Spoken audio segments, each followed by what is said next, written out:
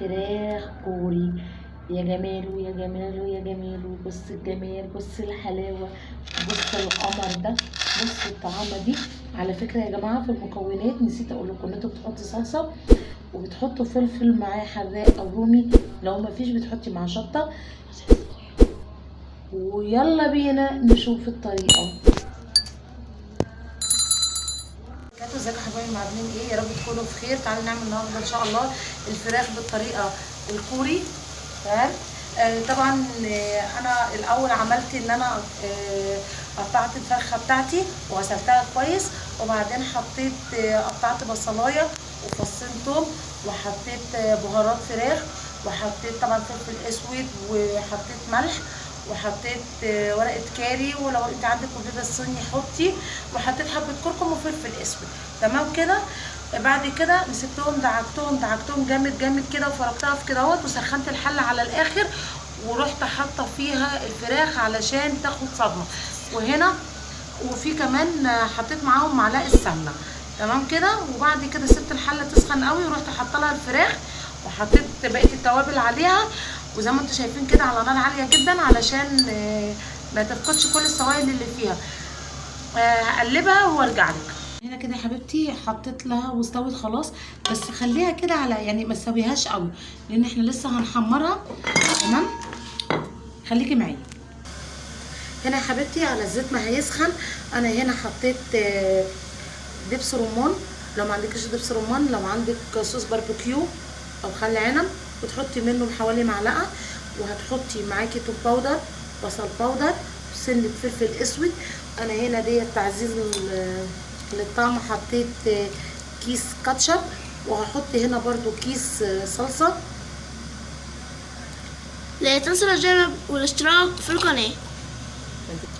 وكمان معاكي سنه ملح ما تنسيش، علشان احنا كده كده حاطين ملح للفراخ في الاول.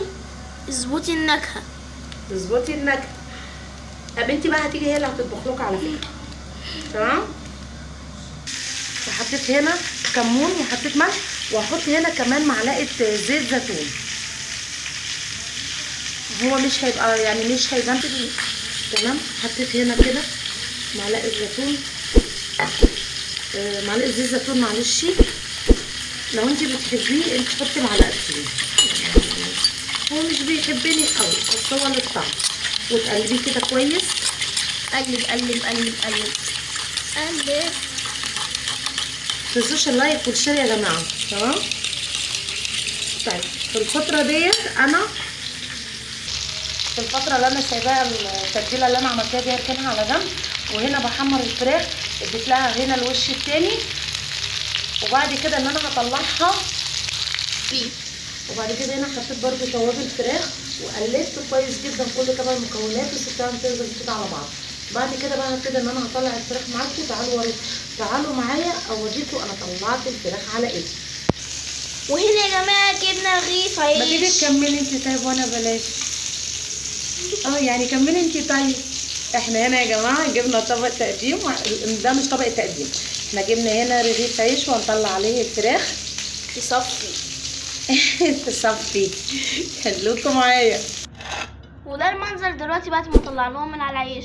لسه في تكمله تانية، خليكم معايا. احنا هنا هنحط عليه رغيف عيش ونسيبه كده على جنب، وبعدين الطاسه اللي احنا عملنا فيها ديت احنا هنصفي الزيت اللي فيها دوت، وهنرجع نكمل فيها بقيه الخطوات.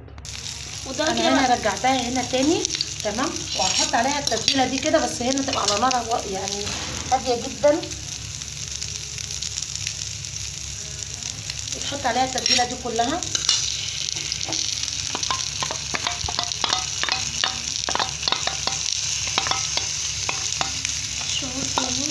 لما ناكل حاجه غريبه والله. مش عايزه اقول لكم الريحه تحفه تحفه تحفه تحفه يعني. وهبتدي ان انتي هتقلبيه علشان تاخد التتبيله دي كلها.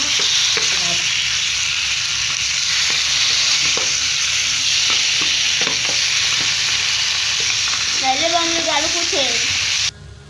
وهنا حبيبتي بعد ما خلصتها وطفيت عنها، وتبتدي تحطيها في طبق التقديم. بس مش عايزه اقول لك وهم بصراحه ريحتها تحفه.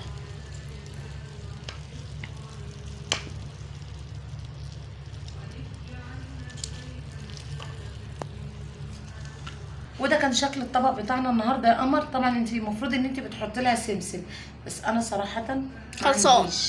خلص يعني، فدورت عليه ما لقيتوش. فانت بترشي عليه رشه سمسم، ممكن ترشي عليه كمان رشه بقدونس. ماما هو لازم رشة سمسم ولا رشة متابعين حلوين؟ رشه المتابعين احلى واحلى طبعا. تمام، يا ريت تسمعوا كلامها بقى. لايك بقى يا جماعة واشتراك وحبة لايكات كمان. تمام. دي كانت الوصفه بتاعتنا، بتقدميها برده مع سلطه، بتقدميها مع مكرونه محمره، مكرونه مسلوقه، شيبسي. كومنت يا جماعة كومنت.